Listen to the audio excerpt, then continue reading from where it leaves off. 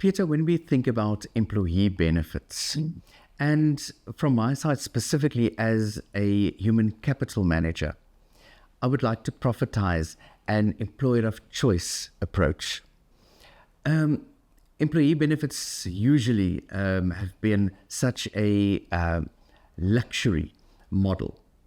What is the cutoff? What is the minimum requirements? How many employees do I have to have before I may venture in that direction? Tiaan, I want to first fix what I think is a myth. Employee benefits is not a luxury.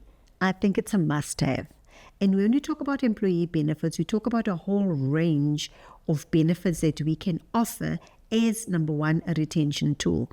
And here we're talking about pension fund, we're talking about provident fund, we're talking about dread disease cover, we're talking about how you can protect your income protector, and we talk about medical aid.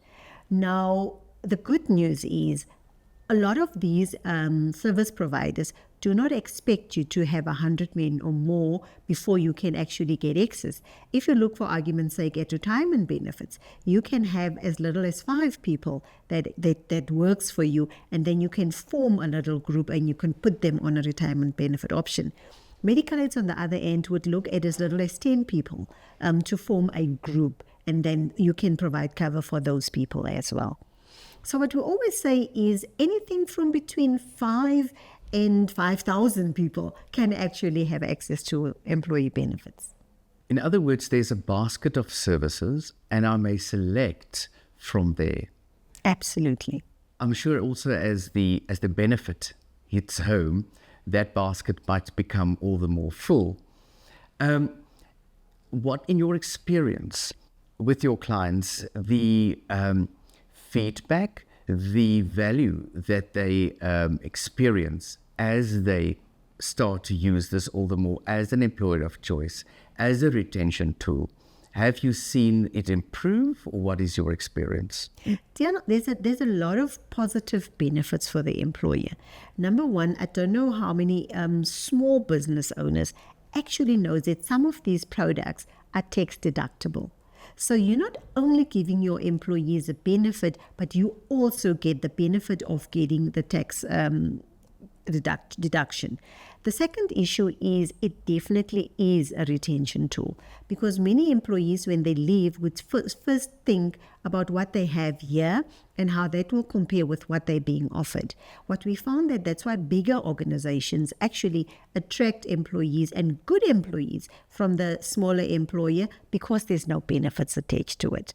The last thing I want to say is also that from an employer perspective, you benefit in the sense that you have a healthier workforce. If you, for argument's sake, have a medical aid in place, I'll use a simple example. If I wake up this morning and I have a flu, and I can take the day off today and go see my GP, and he gives me medication, I can start taking the medication today. In as little as 2 to 3 days, I'm back at work.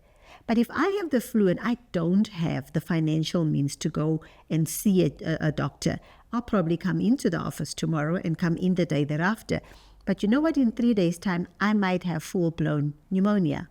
And I might find myself home now needing to recover for a week, if not 10 days, before I can be back in the office.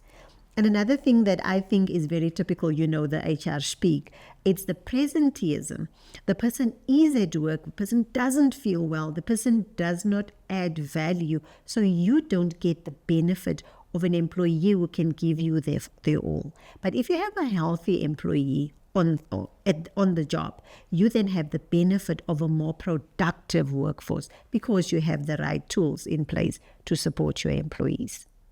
I really support what you're saying. I sit here smiling as you talk because we talk the same language. Is there enough communication to staff and to their employers in terms of the options of employee benefits? Where do I go if I want to pursue my good notion in terms of expanding employee benefits into my organization? Who do I talk to? Tiaan, the best place to start is your on-site broker. And in this case, like I say, Securitas, we do your medical aid, but we are also able to assist you with other employee benefits, like your retirement benefits, like your dread disease cover, etc., etc. And if you want to see one of these specialists, like I say, you can go onto our website, www.securitasfinancialgroup.co.za, and there you'll find a list of consultants that sits countrywide who could be able to assist you.